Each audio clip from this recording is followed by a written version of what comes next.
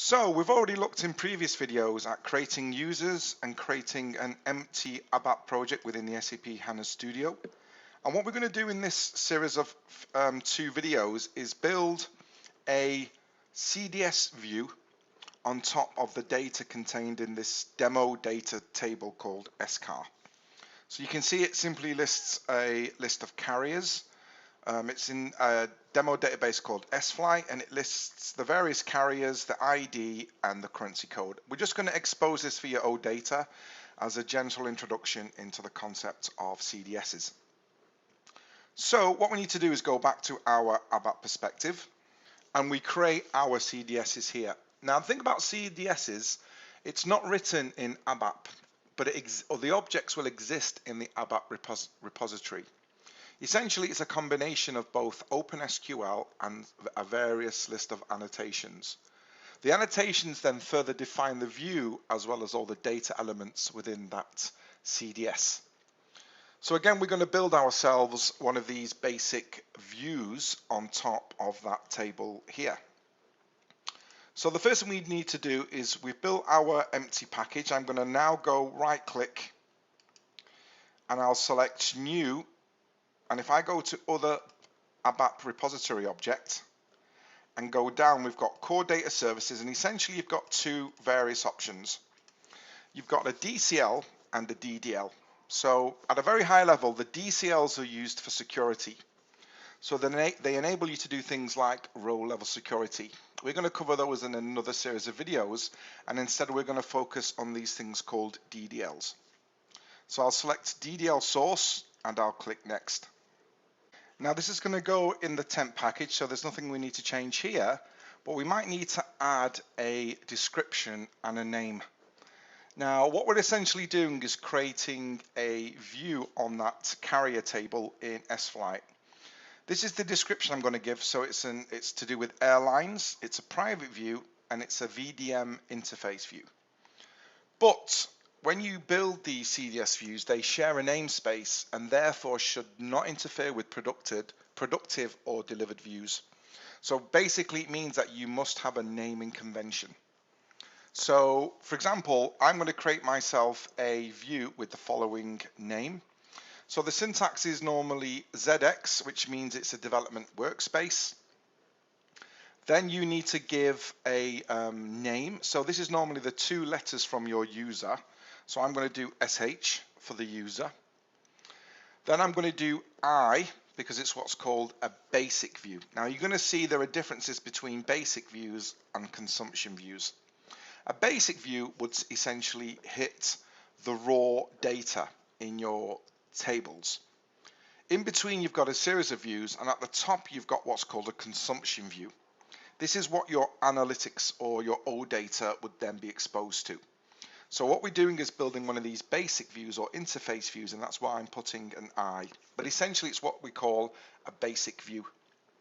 Then I'm going to give the name of the view, which is underscore airline, like so. So if we give it this name, we're adhering to a naming convention. So then I'll select next. Now the next screen will give us our selection of transport requests. Now transport requests enable you to move content from system to system, and these can be used for productive CDS views, but because these are local CDS views that we're using, they're not really necessary.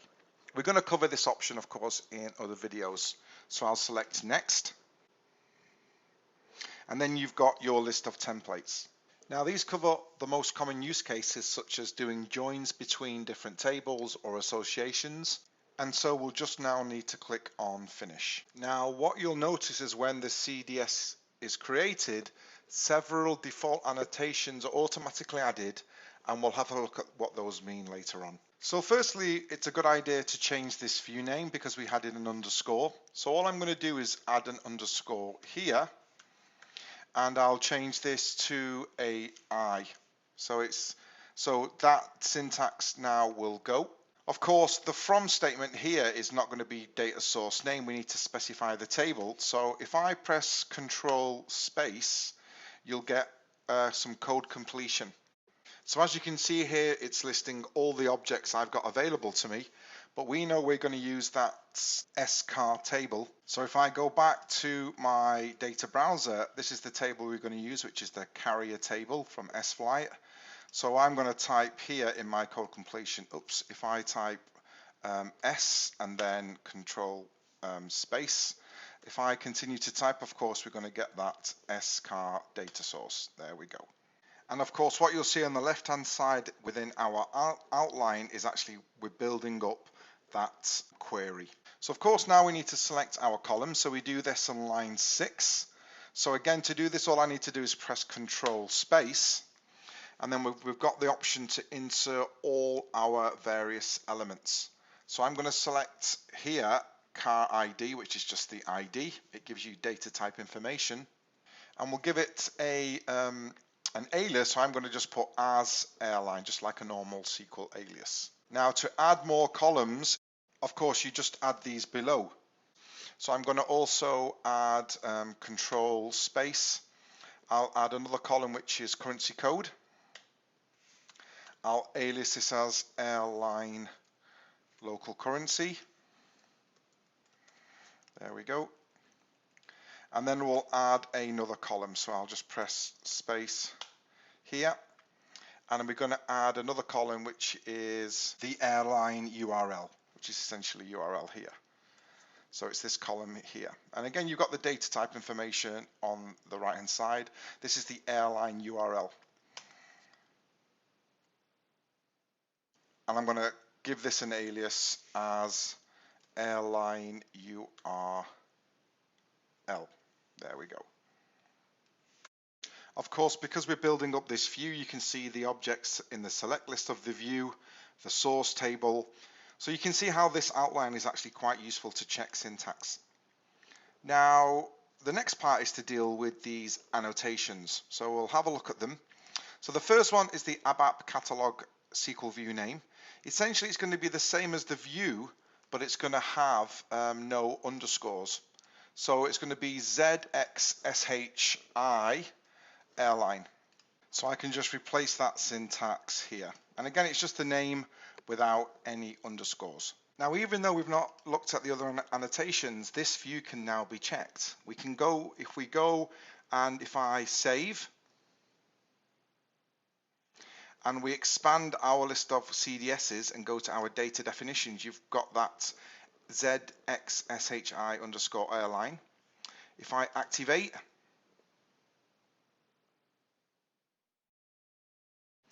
we can see it activated OK. And of course, to test, if I right click and go to data preview like a normal view, we're testing the view now. So again, of course, we've got the airline alias, the airline local currency, and of course, lastly, that airline URL.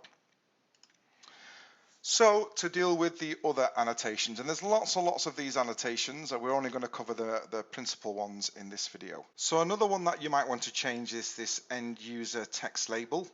So I'm going to take out private view VDM. That's kind of more of a technical name, and I'm just going to put this as airline. Basically, I'm changing this to something that is more end user readable or translatable.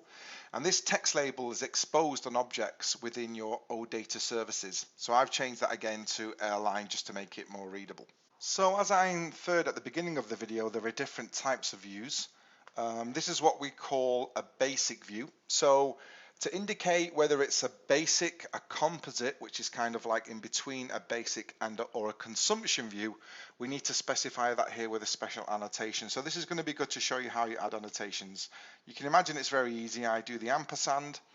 The annotation I want to include is VDM, and then you've got obviously the drop down. So I'm going to add VDM dot view type. Now, if I'm not sure what the options are, again, if I press Control Space, these are the different types. You've got a basic view, which again is used to directly access your database tables. And these are actually private in that the end user never accesses them directly. You've also got the option of a composite view. Now, this is the basis underlying view for analytics, and it's used to combine different views with what are called associations. We're going to have a look at that in a later video. And lastly, you've got these consumption views.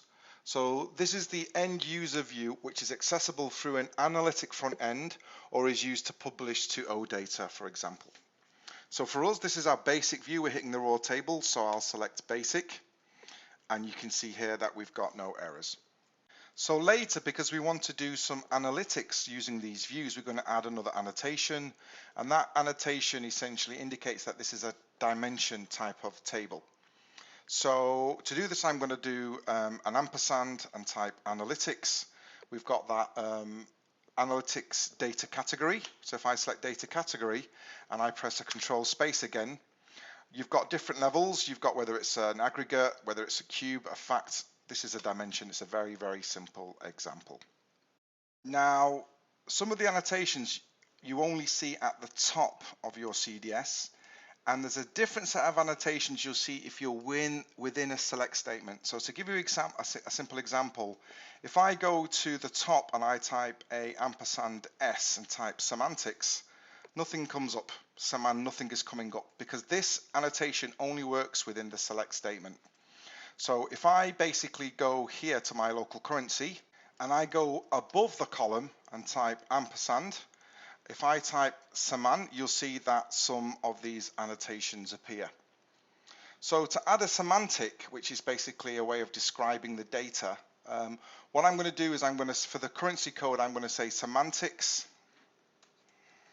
and then dot currency code equals true. So I'm inferring, of course, that this is a currency code.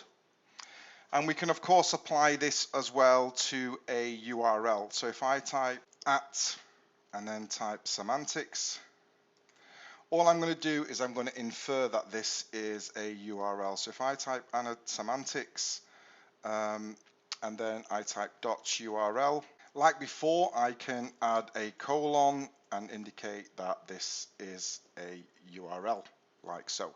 You can see this also indicated on the left-hand side. So just a few things. One thing is that because we want to expose this as OData, we need to define a key. So of course our carrier ID is our primary key. Again, going back to the table, this is going to be our unique identifier. So what I'm going to do here is I'm simply going to say that the car ID, I'm going to type the word key, which indicates it's a key. And then lastly, one thing we haven't been through is this access control authorization check. Now, if you remember when we actually first created the DDL, there was an option to create a DCL. DCLs are to do with access controls. So kind of like row level security, you can define which user has access to which data in a specific table. We don't have any DCLs in this simple example. So at the moment, it's going to check for a DCL, but we don't have one, so it's not going to work. So if I do a control space, I'm actually going to say that it's not required. We don't need any form of DCL. So in this simple example, there's no security, or there's no row level security. So when you've done that, that's it. Of course, what we'll do now is we'll save. And lastly, what you'll need to do is you'll see here that although it's saved, it's not been activated. So to activate, you click here. And now we can see it's activated. So a couple of things you should note, of course. On the bottom left-hand side, you can see the objects which are selected. You can see that airline is a key. You can see that these have included semantics. And of course, lastly, the ultimate test is to right-click and to test this basic view. So I'm going to do a data preview, and we should get some data. So that's where we should be now.